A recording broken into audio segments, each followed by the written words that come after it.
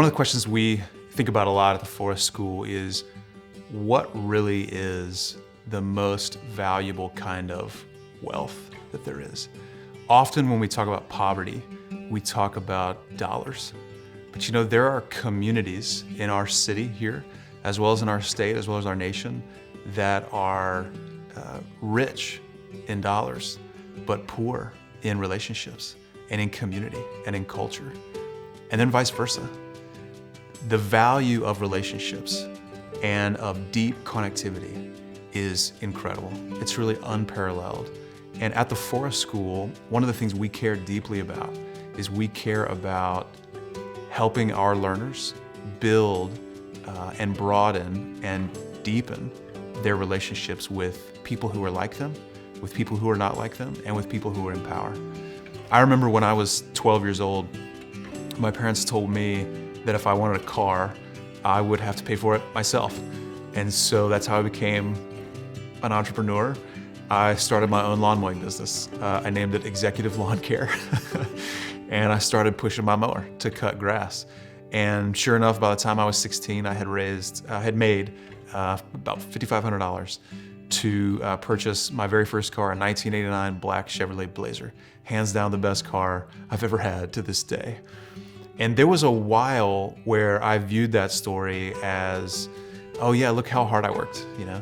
I worked so hard, I gave up a lot, I sacrificed a lot, and thanks to my hard work and determination, like I was able to raise the money and buy this car. But the older I got, and the more I reflected on it, and the more experience I had in my life, and the more families that I got to know, the more I began to realize that actually it wasn't just me that made this a success. I mean, first of all, it was my parents' mower, and they lent it to me. Secondly, it wasn't even my idea in the first place. It was one of my friends' idea. It was my grandfather who taught me how to open up a bank account and save that money over time.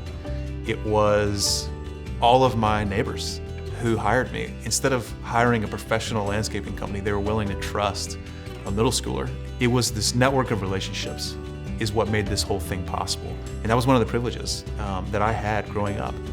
And that's really what researchers call social capital, which is it's known as the practical help that emerges from trusting, caring relationships. Social capital is something that I realized I had as a child growing up, and it made all the difference in my life. But that's not something that all children have today. Not all children in our state or in our nation are surrounded by multiple caring adults and have a web of relationships.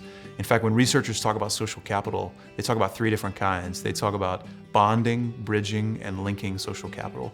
Bonding social capital is when you have strong relationships with people who are like you. You know, maybe the same race, maybe the same religion or worldview, maybe the same economic status. Bridging social capital is when you have strong relationships with people who are not like you in some important ways. Maybe a different religion, maybe a different geography, maybe a different race, maybe a different economic class. And then lastly, linking social capital. And that's when you have strong relationships with people who are in power, positions of authority, someone who can write you a recommendation, someone who can get you a job, someone who can make a connection for you. At the Forest School, we care deeply about developing the social capital of all of our learners. And so what I want to do is I actually want to give you, and there's really a laundry list of ways that we do that, but I want to give you the top 10 ways that we are helping learners develop their social capital at the school. And the first one is that we guide them to form dream teams. So dream teams is a small group of champions and that surround the learner, and 3 times a year they meet and the learner leads the meeting. And in those meetings, the learner will share their goals. And the dream team, of champions around them, will listen to the goals and give them encouragement and feedback. And sitting around on that dream team, you've got parents, you've got caregivers, you have friends, peers, you have teachers or a guide, you have coaches, maybe a mentor, maybe a neighbor, maybe a pastor or a rabbi or an imam, all of whom are speaking into their life.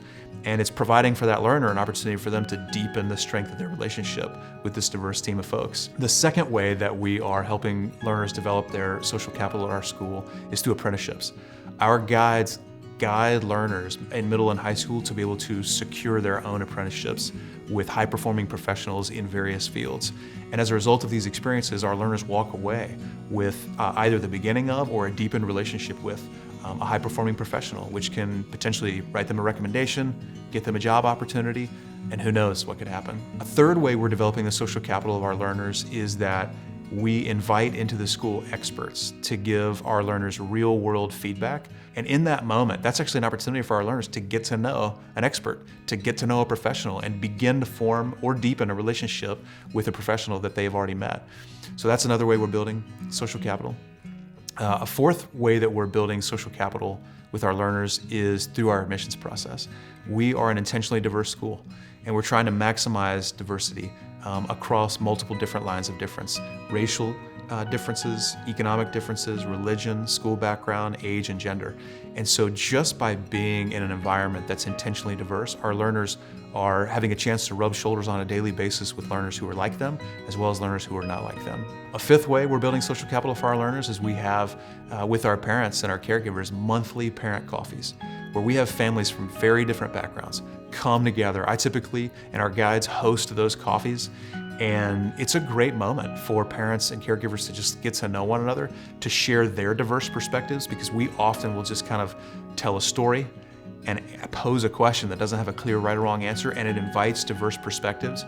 And when we do come together with this spirit of, hey, we're just trying to rear beautiful humans in the world, and how can we share ideas willingly and steal ideas shamelessly, then in the end, it's an incredible opportunity for our families to gain proximity to people who are not like them, and that has an impact on our children as well. The sixth thing is that we invite on a regular basis our families to lend their social capital to other children who are part of our network, a part of our school community. We have a private parents Facebook page where we connect regularly, and regularly you'll see one of us post on there something like, hey, we have a learner who's looking for an apprenticeship with a baker.